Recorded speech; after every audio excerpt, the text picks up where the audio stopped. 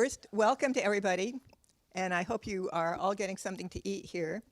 I'd like to mention that our director, the director of the Schusterman Center for Jewish Studies, Jonathan Kaplan, couldn't be here, but he did ask me to mention our welcome back reception, our big fall reception, which is taking place here tomorrow at 5 o'clock. So I hope you'll be able to come back tomorrow at 5 o'clock for our welcome back reception. And our speaker today in the series on Jewish life in the Americas is Stephanie Pridgeon. I'm very pleased to have her here. She's a rising figure in Latin American Jewish studies, associate professor of Hispanic studies at Bates College. She came from Maine to Texas in this heat, specializing in 20th and 21st century Latin American film and literature. And her research focuses on the intersections of race, ethnicity, gender, religion, and politics in recent cultural productions. And her book, she has one book published, Revolutionary Visions, Jewish Life and Politics in Latin American Film, published by University of Toronto Press in 2020. And her work has also appeared in many significant journals. So we're going to hear now about her talk about her work that she's done since then. So this talk is a part of the Gale Collaborative on Jewish Life in the Americas lecture series. And I'd like to recognize also the co-sponsorship of Native American and Indigenous Studies. This is our first co-sponsorship with them. So without further ado, Stephanie. Thank you. Thank you all so much for being here. And thank you very much to Naomi for organizing this, and to Emily. Emily, thank you for handling all the logistics so smoothly, and to the Schusterman Center, to the Department of Spanish and Portuguese, and to the Native American and Indigenous. Is it a department or program? Program, thank you. I forgot to mention Spanish and Portuguese also. Yes, okay, thank you. Thanks to everyone for having me and for bringing this all together. And for the last, it's already starting to feel like fall in Maine, so it's actually, there's kind of a nice, getting all the vitamin D stored up for winter, so the weather has its positive sides. So I'd like to begin my discussion. As Naomi mentioned, this talk is based in a book project that I'm kind of on the tail end of. Recently submitted the revision, so it's coming through, hopefully. And this is a project that I have mostly been working on during the pandemic, and I haven't had a lot of opportunities to talk about it publicly, so I'm really excited to have such a warm and energetic audience to share this with. So I'd like to begin this by this thinking about looking at this this painting that I came across a couple of years ago. That was featured. It's by a Native American painter. In his artist website and his artist statement, he doesn't state what his tribal affiliation, if he does have one, is. But he's Native American identified. His name is Michael Elizondo Jr. And another painting of his that's similar that has the same title was, the way that I came across it was he had an exhibit that was at a Jewish art museum in, I can't remember where, and so I came across it because I was looking for something related, and the relationship between figures and this idea of universality and the way that he's using shapes and these humanoid figures to morph into one another in differently in ways in which some of the lines are more sharp and distinct, and then there's also these more kind of porous ways in which one humanoid figure kind of blends more readily into another. And so it really resonated with a lot of the ways that I'm thinking about identities and boundaries between categories of ethnicity. So I hope that'll become clearer throughout what I'm going to share with you all. So I began this project. Thinking about a recurrent idea that was coming up in novels and films that I was encountering, which had to do very broadly with Jewish characters writing throughout the Americas, or Jewish authors, I should say, writing about indigenous or black characters, racial others, or vice versa. Black identified authors writing about Jewish characters, Native American or indigenous authors writing about or imagining encounters with Jews, and what that says about memory and identity, kind of in broad terms. And one of the recurrent kind of keywords that I started to think about was this idea of absorption. So this is an excerpt from author Francisco Goldman's 1992 novel, The Long Night of White Chickens, in which one of the characters, who is obviously conceived of and being kind of spoken through by Goldman, says, Guatemala and what we like to think of as its deepest self is Mayan. We, those of us who aren't actually Indian, what is it we absorb? And so she's talking about, this character is identified as Jewish and mestiza, and I'll talk about a little bit more about that term, and says, to refer to herself, we who aren't actually Indian, what is it that we absorb? And she's wondering what it is that non-Maya Guatemalans absorb, in her words, of this kind of spirituality of the Maya. And this idea of absorption kind of comes up in a lot of contexts, or something close to it. So another example of absorption with which maybe some of you are familiar is Philip Roth's novel, The Plot Against America, which was recently adopted, and I think in 2020 it came out by HBO as a miniseries. And are people familiar with The Plot Against America? Right. So it's sort of a dystopic imagining of what might have happened if known anti-Semite Charles Lindbergh had become president of the United States. And one of the things that happens, kind of prominently, is the creation of this, what's called in the novel, Office of American Absorption. And so absorption is used in that case to refer to essentially forced assimilation. So in the novel, Jewish families are relocated to, the sort of middle America heartland, and the idea is that, they're going to become, forcibly assimilated. So absorption can be something that is, that is talked about in this more kind of agentic way of perhaps something that verges on appropriation, like we see here when she's talking about what is it we absorb from the Maya. And it can also be this more coercive phenomenon that Roth is imagining in his model of, in his creation of this idea of an Office of American Absorption. And so that's where the etymology of it kind of speaks to what's happening, kind of speaks to some of this paradox too. In that when we talk about something being absorbed or something absorbing something else, there's both a separation and a joining that's happening. What I'm also kind of struck by with this idea of absorption is the idea of liquidity. And so thinking about porosity of the ways in which things come into contact with one another, in ways in which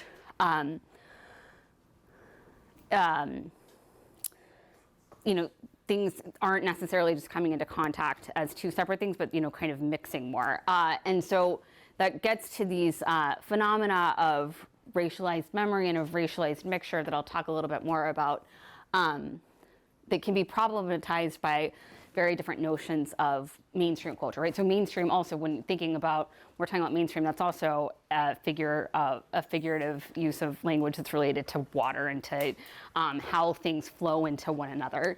And so in thinking about how absorption works in these texts that I'm thinking about, it also simultaneously problematizes but also maintains some ideas about racial purity. And that's a very loaded term, obviously, that I'm going to talk about.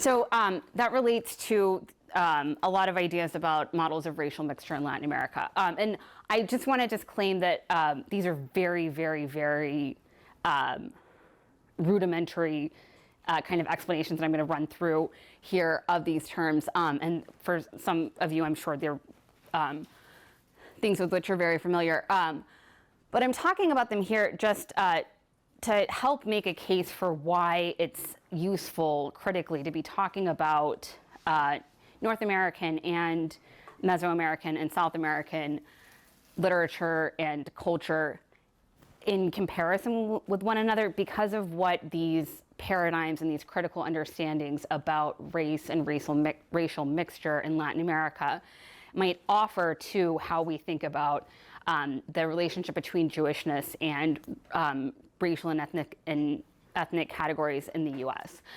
So to begin with, obviously, syncretism is talked about a lot in religious contexts. In the context of Latin American cultural studies, syncretism is really important for thinking about race also, and mixture. And one of the most well-known critical models of that is Antonio Benítez Rojo, who is Cuban, has a model in which he talks about syncretism as not a synthesis, but a signifier made of difference. So this idea that when there's a syncretic blending of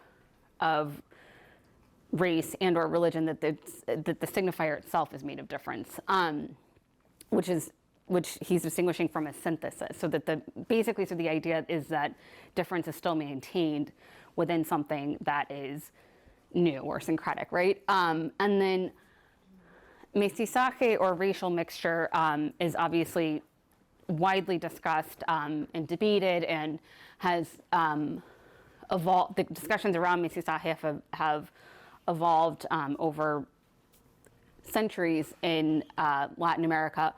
The thing that interests me most for the purposes of this project about mestizaje, and I say most because there are lots of things about mestizaje that are at the heart of this project, but the thing that I kind of come back to a lot is the idea that racial mixture, so mestizaje in Latin America, is very much part and parcel of imperial Iberian, mostly Spanish, of course, and Portuguese, investment in blood purity, and investment in othering Jews and Muslims, essentially, right? And so one idea that really kind of sticks with me throughout this project is from historian Ben Vincent's book, where Ben Vincent talks about, he has a book called Before Mestizaje, so he's talking about kind of the formation of what we now think of as the very broad category of mestizaje in specifically in New Spain, present-day Mexico. And he finds a document that he cites that says, in this kingdom, limpieza de sangre consists of not having any mixture of castas. So not having any, the idea being that the notion of limpieza de sangre in Iberia kind of was translated, if you will, into this New Spain context as being a preoccupation and anxiety about not mixing the racial castes. So that gets us to this place of, well, what does that mean, more than 500 years after the conquest and, the beginning of this racial mixture in what is present-day Latin America? What does that mean as far as a relationship between Jewishness that was policed, right, by this model of limpieza de sangre and racial mixture today? And I just want to signal here that notions of blood purity are also very much related to crypto-Judaism, just because that's going to be important for later in this discussion. And then the other important kind of idea that I'm pulling from is this idea of transculturation, in which, and I'm quoting, the offspring always has something of both parents, but is always different from each of them. So the idea that, these new, and he's talking specifically about tobacco plants, Fernando Ortiz, drawing from he's doing kind of an anthropology of tobacco plants to talk about how when two separate things are brought together in a new space, as he says here, the offspring, has something, maintains these elements of the different parts that make up the whole. So, and then in thinking about U.S.-based ideas of Jewishness and racial alterity, there are a few key models that I'm keeping in mind here. One is anthropologist Karen Brodkin's idea about how Jews became white folks and what that says about race in America, right? So she's talking about how the way in which Jews came to be thought of most predominantly as white in the United States over the course of the 20th century relates to broader racial paradigms.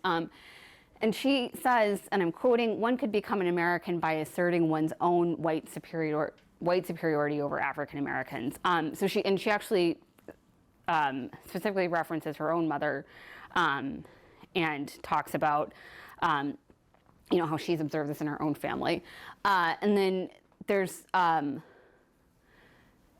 another interesting model that comes from literary critic Jennifer Glazer, who was studying, among others, Philip Roth. And she writes a lot about Michael Chabon's works as well, which I work with in this book. I won't talk about either of them today, but they're part of this project. And she talks about the culture wars of the 1980s and 1990s when Jewish American writers contended with their increasingly canonical status alongside the perceived whitening of an identity that just a few decades earlier had been distinctly other. So I'm thinking about these models of racial mixture in Latin America and these ideas of how Jewishness relates to racial alterity in the US, kind of in conversation with one another, to think about this phenomenon of encounters between Jewishness and Blackness and Indigeneity, or these phenomena of blending between those groups in fiction. And I just want to talk briefly about one other kind of important idea that comes up. So the Mexican thinker, and he was the Secretary of Education in Mexico, Jose Vasconcelos, has this really well-known, really contended, mostly contested at this point, model of what he calls la raza cósmica, which is his model in which the Mexican, and sometimes he's talking specifically about Mexico, sometimes he's talking about Latin American more broadly, model of what he's calling the fifth race, so the product, if you will, of white, black, indigenous, and Asian races that have made up what is now in the 20th, what was then in the 20th century, mestizaje in Mexico. He's talking about that it's now taken on this spiritual meaning that he's modeling in La Raza Cósmica. And so he has a part in this where he says, and I'm quoting, "Judaic striae can be seen that have hidden themselves in the Castilian blood since the days of the cruel expulsion." So this idea of Jewishness somehow being hidden as, and I think that the striae model is really important. So this idea of it being kind of etched into the Castilian blood as part of what he's modeling, what he's describing in his model of racial mixture that has everything to do with national identity in Mexico. Okay, so just very quickly, and then I'm just going to talk about this really quickly, and then we'll get into some examples of where we see these phenomena kind of happening. Henry Louis Gates, in his book *The Signifying Monkey*, is arguing against what he's calling the master tropes and in favor of other tropes. And specifically, he talks about chiasmus.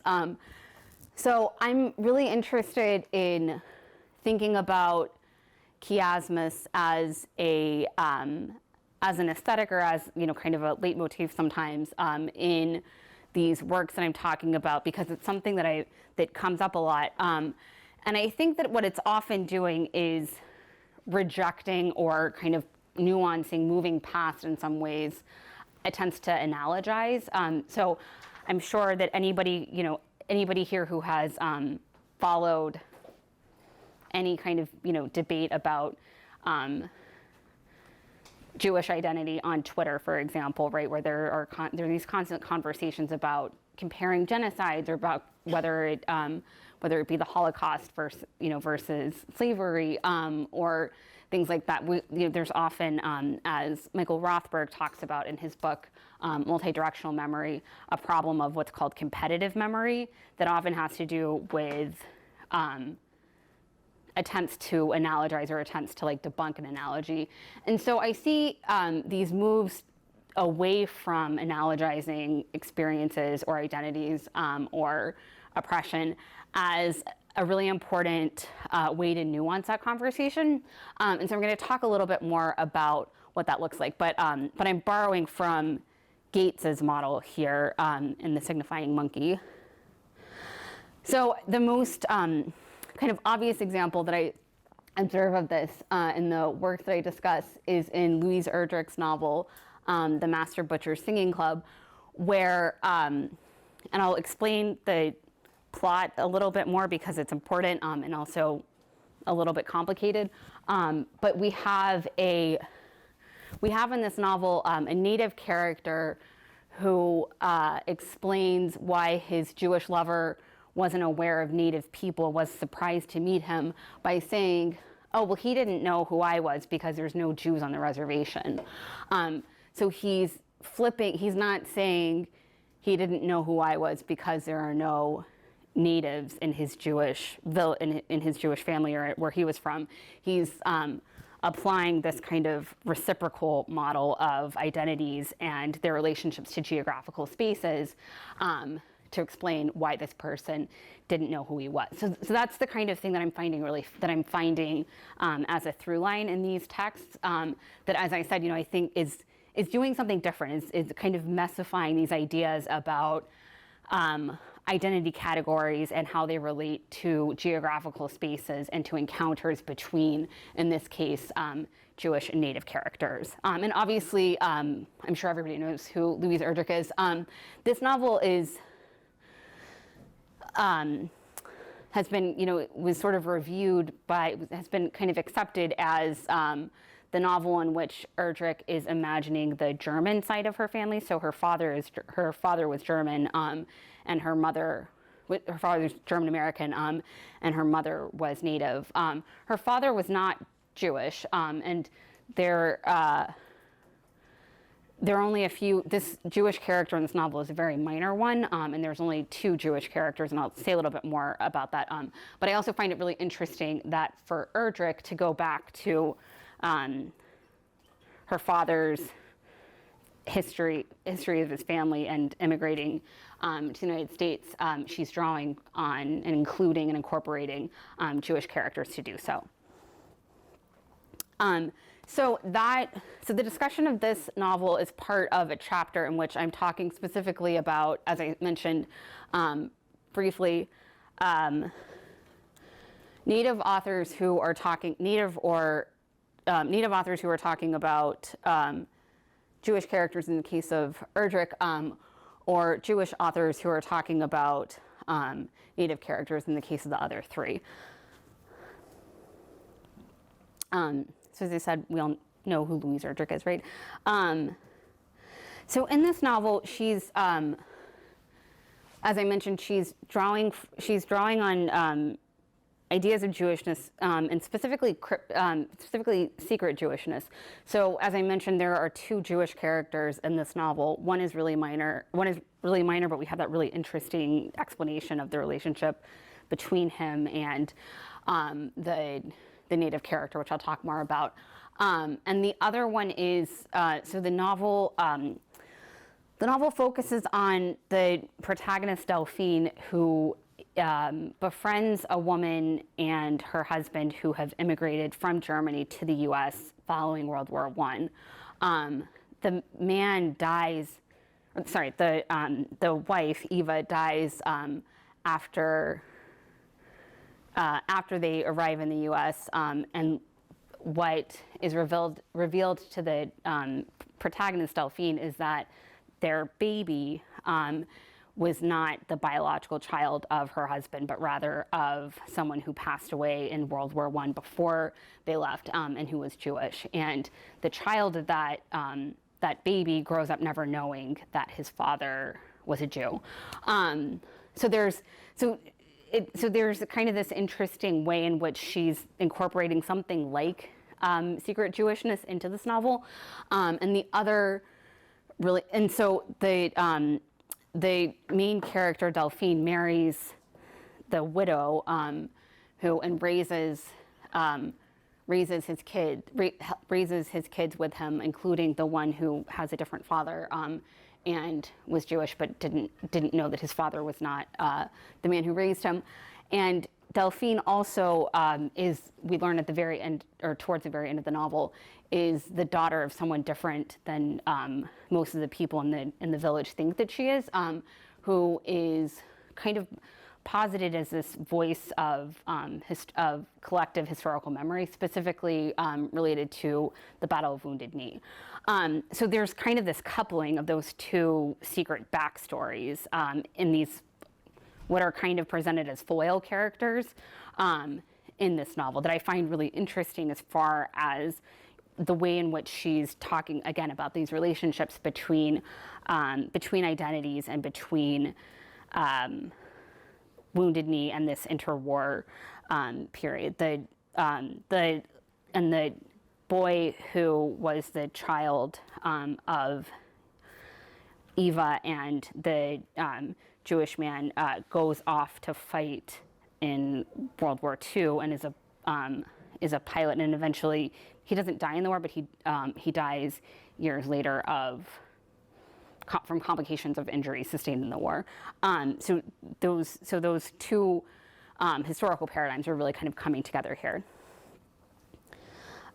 So this is the full quote of when so this is Delphine's ex-lover, but the one before she marries the father of the children, who is gay and closeted, and Delphine and Vilnius is his name, are circus performers, and he leaves and comes back with this man that he's met, and says, and I'm quoting, and so this is the Master Butcher Singer Club was adapted into a miniseries in Germany that was aired on PBS. I haven't been able to watch it yet, but this is a still from that. And so when Vilnius is explaining his relationship with his partner as a circus performer, he says he made it over here from Lithuania and he's a Jew. I was a real curiosity to him at first. I took him home with me. Boy, was he surprised. There's no Jews on the reservation, I mean, to speak of. I never knew one when I was growing up any more than he'd know an Indian, except he did know about us and said he believed we were one of the lost tribes of Israel doomed to wander too, like his people. So he's, again, playing with these ideas of the ways in which a Jew and Native can identify vis-a-vis the other. And I just want to point out that this is not the first time that Louise Erdrich has kind of dabbled in this. Her earlier novel, The Crowns of Columbus, kind of rewrites the history of Christopher Columbus as a crypto-Jew, and is interested in this, also interested in this idea of the lost tribes. So then, briefly, to talk about another author that I'm focusing on in this chapter, the Guatemalan-born author Eduardo Halfon has this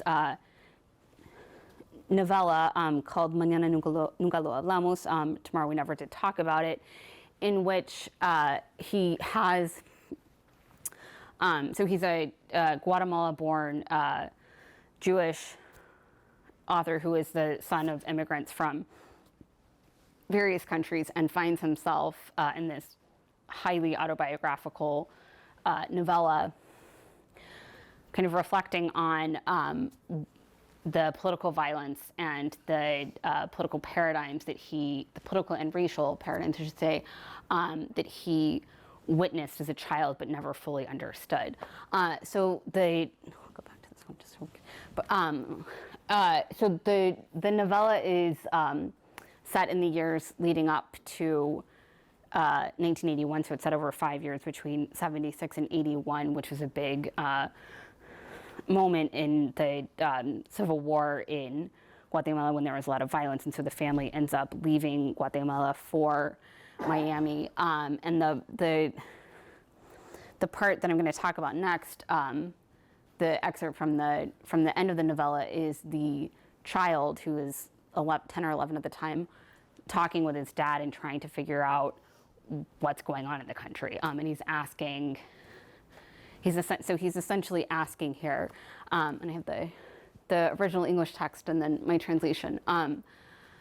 So he asks, are the guerrillas Indios? And then the father doesn't say anything, and then the father says sure and looks away, and then says nothing, and the child says, but the soldiers are Indios also. And my father sighed and seemed to get angry in the semi-darkness, and then says, this isn't the time to talk about it.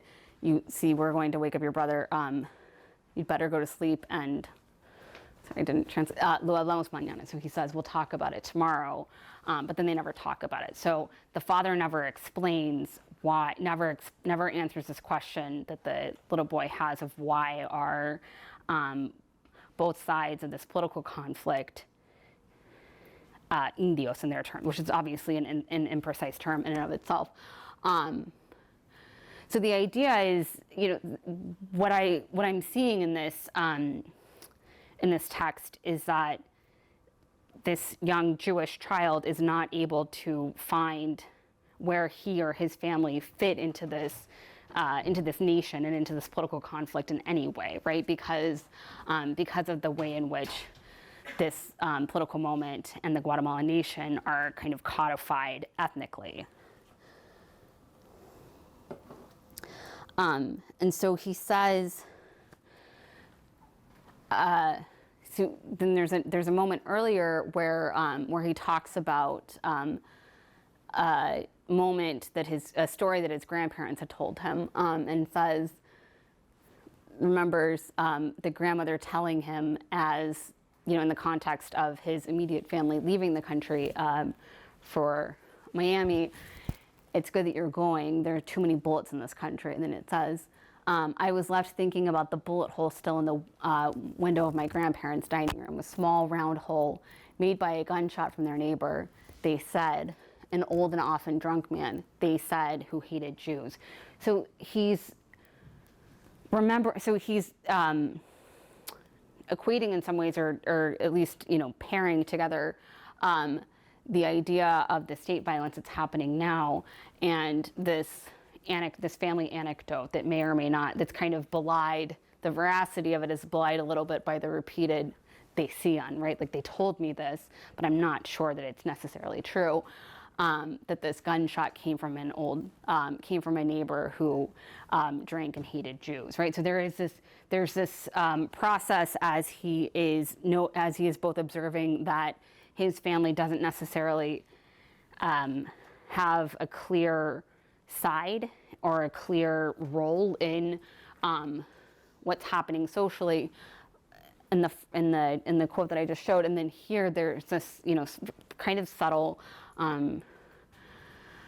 way in which the narrator's mind as a child is kind of moving metonymically from the bullets of the conflict of the state violence to the bullets that are the function of an anti-Semitic person, right? So and it's interesting when when I first submitted an article talking about this, one of the readers especially said that they weren't sure that this was necessarily.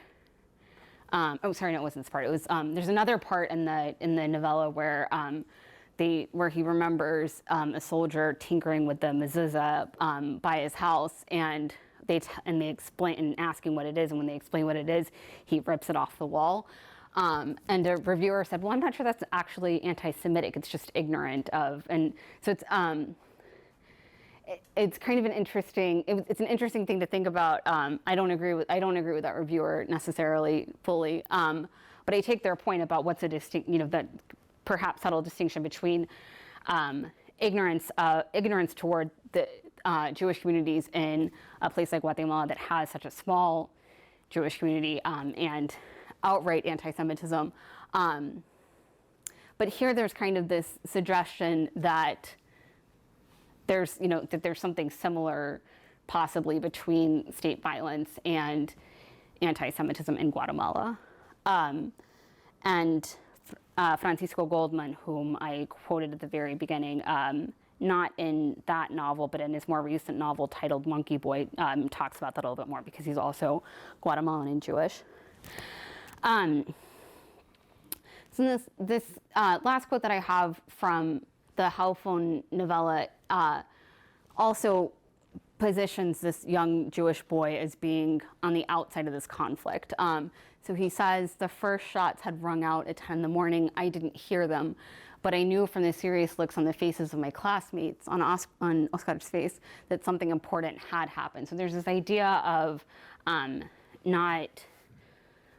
not witnessing or not experiencing the conflict in the same ways that the other children are.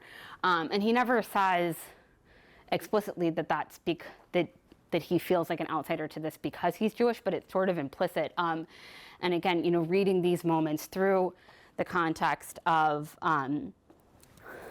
the explanation that his father never gives him about the ethnicity of both sides of the political conflict strongly suggest that this outsiderness or this not fully experiencing these moments has to do with the fact that he doesn't see modeled by his parents and grandparents, kind of more fuller participation in these. And in fact, the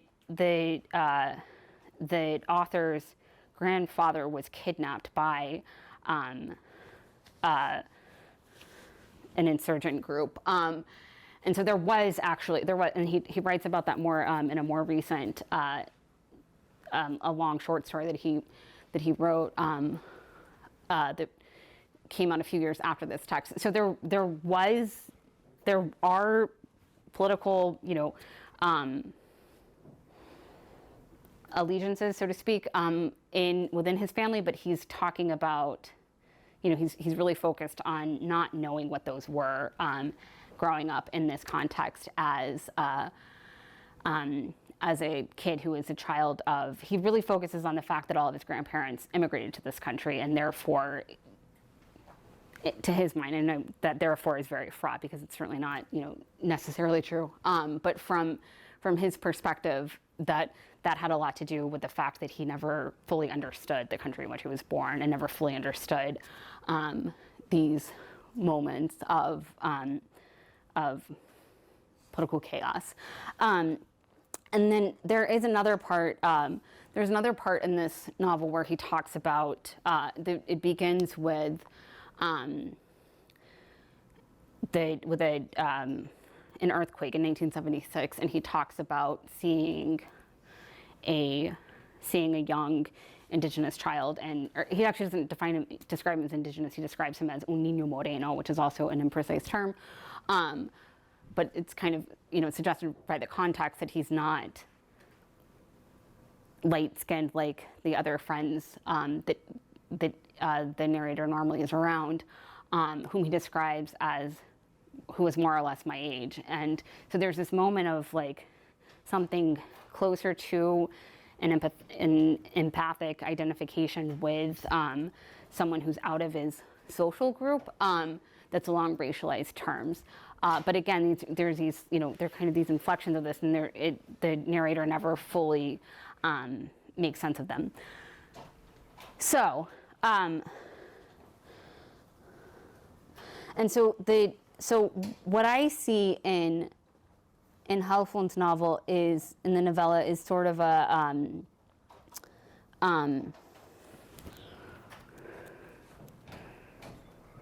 these kind of fits and starts of like an attempt to understand how he, as a young Jewish child who is the grandchild of immigrants, fits into this nation, specifically vis-a-vis the racial makeup of it.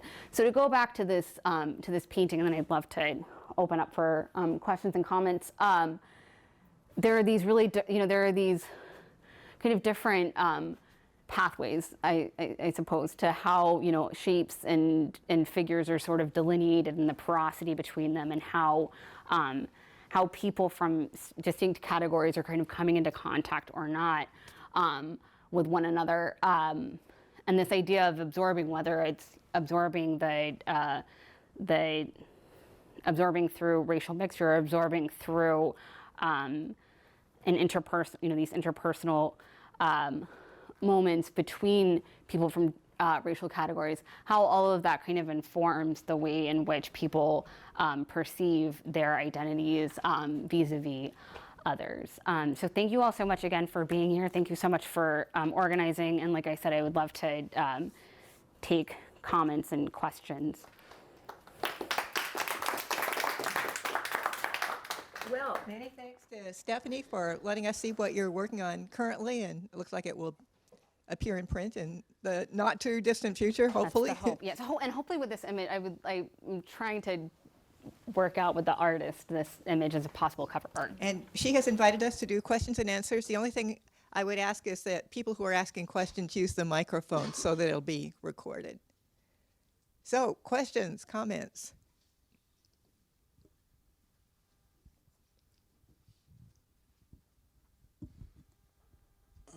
Thank you for that talk. That was very interesting.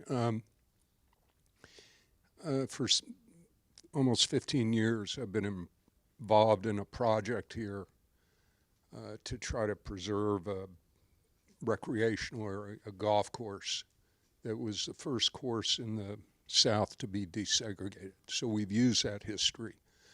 And one of the primary sources was a black guy named General Marshall. They are going to name a school after him real soon. Some people from UT that's on the education board, he made sure that happened. So by a second marriage, and I'm a little older, my family is gone. And my family, my grandparents would tell me about leaving Odessa and bringing food out to the sailors on the Potemkin.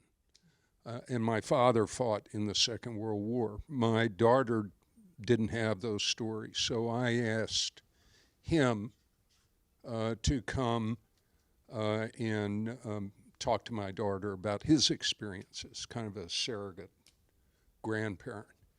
And when I told him why I was doing this, he told me that when he was at Moorhead, became a professor at Houston-Tillotson, that he had a professor at Moorhead who was a Ukrainian Jewish immigrant and taught mathematics, and that this had been a really, really important formative experience for him as a kid at Moorhead. And, we really became close, not only through working for that thing, but on that project, but through him doing what he did. He also came and talked to kids from Hand in Hand in Israel. So at least I think in this country, when you're talking about a generation that grew up in the shadow of the Holocaust, and you're talking about a relationship between Jews and blacks in this country, there is this they fought to liberate the camps. There is this enormous connection that showed itself in the civil rights movement, I think, to a certain extent. So how does that impact what you're... It's definitely, that's not the main focus of this project. It has a lot to do, Susie, with some of the things that your students are talking about. And these are some of the students that are here in the course on, what's the course called again? Austin Jews and Civil Rights. Austin Jews and Civil Rights. There's a wonderful, but that's very much part of the historical paradigm, within which I'm working with these. I'm talking about texts that came out after that. I would strongly recommend a documentary called Shared Legacies that focuses on, related to the MLK statue out here. It talks about MLK's relationship with, Heschel. yes, thank you. I was like Herschel. No, yes, yes, yeah, and yes, it's a fabulous film. Yes, so I mean, it's a very important moment as background for what I'm talking about here. Okay, further questions? Susie? I wanted to ask if you could talk a little bit more about your use of the term absorption. And in particular, you are casting a pretty wide net all over Latin America and the United States, which all have extremely different histories and extremely different conceptions of syncretism, mestizaje, transculture, all that stuff. So and absorption to me implies, even though there was some quote that difference is maintained within, absorption to me is almost part of the melting pot idea, in that something is absorbed in something else, and once it's absorbed in something else, it no longer is that thing. And so, and the relationships of power are not the same, because anyway. So I wonder about whether you're nervous about this kind of suggestion that an absorption narrative can categorize all these different.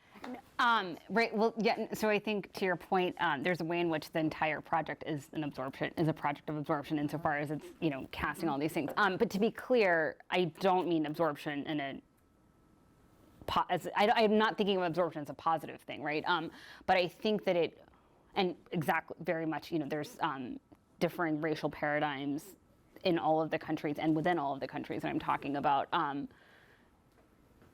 So I'm using but the upshot of thinking about absorption is that it can encapsulate these ideas of, as a kind of brushed over at the beginning, both ways in which individuals and specific groups absorb other groups as like co-optation or appropriation, and the ways in which the kind of positive in the sense of like, in perhaps a material sense. So one of the things that I'm thinking about is the way in which,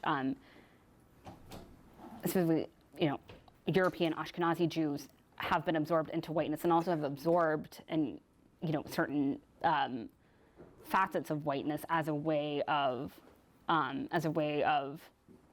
form of upward social mobility, essentially, right? But I'm certainly not thinking of absorption as a positive thing, if that clarifies some of it. But I am thinking of it as a really multivalent way of thinking about how groups come into contact with each other. Does that kind of answer your question? I want to build on what you're saying.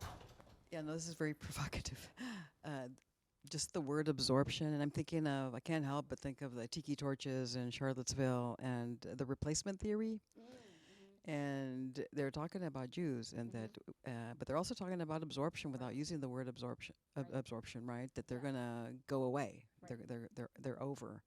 And so I think the way I'm thinking about it is a little bit more stronger than the nuance that you're giving it. So it's just, I don't know, whatever you want to do with that. But that's what I go to in the use of that word. Yeah, just so that you know. Yeah, I think it's important for you to know how it could be So I received. think replacement is slightly different than absorption, but I think that it's, yeah, I mean, but it might be a distinction without difference. But I think that given the idea of that I mentioned of the value that co-opting white supremacy has had, like insofar as the nation has certain foundations on white supremacy that compel people who can at least people who can pass as white to participate in those in some way.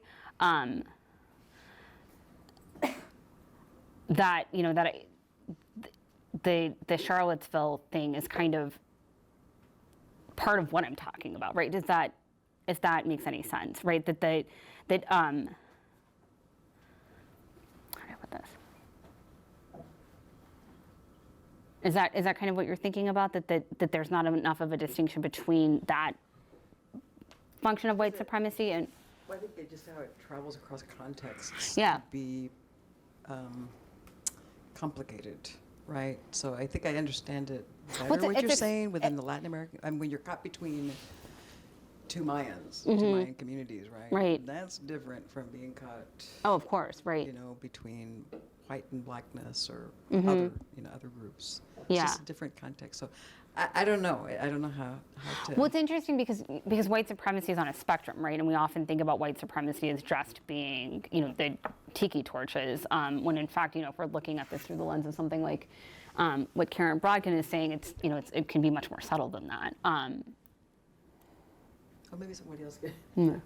I think I'm a little lost myself. Can I say something? Sure. Yeah. Okay. Thank you for your presentation. No, I just want to join this triangulation about absorption. I don't know whether in terms of your more theoretical conversation on settler colonialism, you have come across the elaborations by Lorenzo Veracini in the introduction to his 2010 book, Settler Colonialism, where he talks specifically about why he goes for absorption instead of assimilation, and the kind of advantages of the notion of absorption vis-a-vis the settler colonial logic of elimination, right?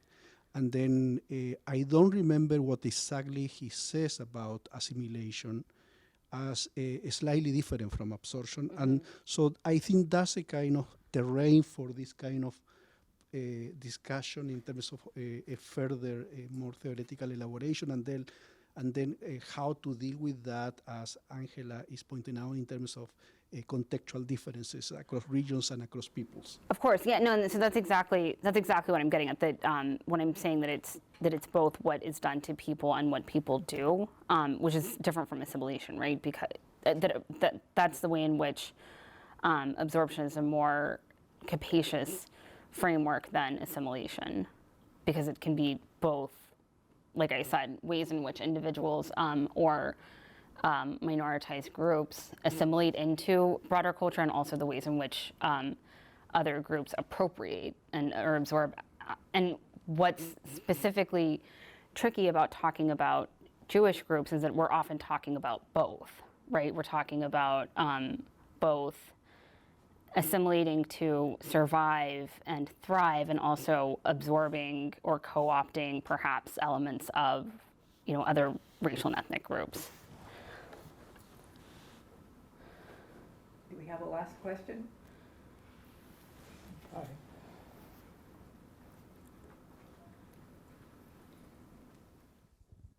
So I'm not sure if this is going to lead to a question or not, but I'll try and make it brief. I guess when I read the two-paragraph Schusterman description, it made me think of my grandparents who came from Eastern Europe through Galveston and were not considered white when they arrived, and I am, and how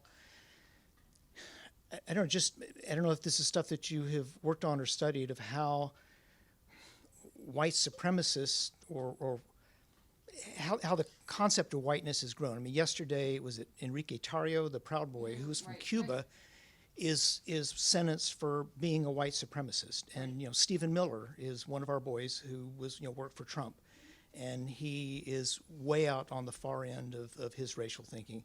And that's what just interested me, and why it come of just how we are accepted as white. And one other fact, I guess a couple of years ago, read that Chinese and Asians may be brought into whiteness in America to kind of increase the tribe and keep the separateness. And it just kind of tickled my brain on how in 2 generations we have become accepted as white, and then in 3 or 4 generations we may become active oppressors ourselves. Right. Yeah, and so that's what Karen brought. Is there a question? So that's what the anthropologist I quoted, Karen Brodkin, is talking about. She's talking about the feasibility, I guess, for lack of a better word, of avowing whiteness on behalf of Ashkenazi Jews to thrive, right? And that there is some, at least, trace of white supremacy within that, because the reason that whiteness works in this country is because of these different yeah, and different, kind of points along the spectrum of white supremacy. And the other person who talks about that is historian Eric Goldstein, whose book is called The Price of Whiteness. So it's, and he's talking about, basically the same phenomenon, but in more historical granularity. And that's very different from, the encounter between a Jew and an indigenous person, as far as the historical context, might vary. But it's part of a way in which whiteness works for people generally, in the Americas, and doesn't work for others, to be sure. Very well. Well, thank you for your questions and comments, and many thanks to Stephanie for coming out here and letting us know about her work. Thank you.